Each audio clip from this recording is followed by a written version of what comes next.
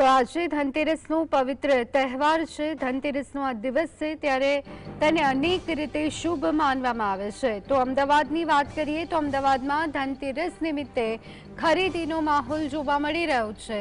જ્વેલર્સની દુકાનોમાં ખરીદીનો માહોલ જોવા મળી રહ્યો છે। તો આ સાથે ધનતેરસ નિમિત્તે સોનું ચાંદી ખરીદવું એ શુકનિયાળ માનવામાં આવે છે। તો આ સાથે આજે દિવસભર સોના ચાંદી બજારમાં ભીડનો માહોલ રહેશે।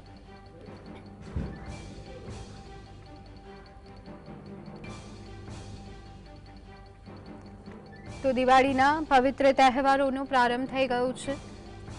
વાઘબારસ અને ત્યારબાદ આજે ધનતેરસનો તહેવાર, ત્યારે ધનતેરસને શુકનવંતી માનવામાં આવે છે। ધનની પૂજા કરવામાં આવે છે।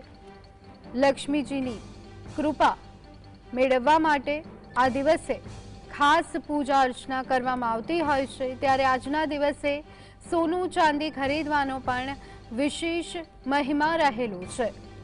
તો અમદાવાદની વાત કરીએ તો અમદાવાદના સોના ચાંદી બજારમાં સવારથી જ લોકો પહોંચી રહ્યા છે અને ખરીદીનો માહોલ જોવા મળી રહ્યો છે। સામાન્ય રીતે ઘણા પહેલેથી જ એડવાન્સ બુકિંગ આજના દિવસે ખરીદી માટે જોવા મળતા હોય છે, પરંતુ જે રીતે સોના ચાંદીના ભાવમાં વધારો જોવા મળ્યો છે અને તેના જ કારણે જે ઘરાકી ઘણા સમયથી ખુલી જવી જોઈએ તે હવે આજના દિવસે ખુલી રહી છે।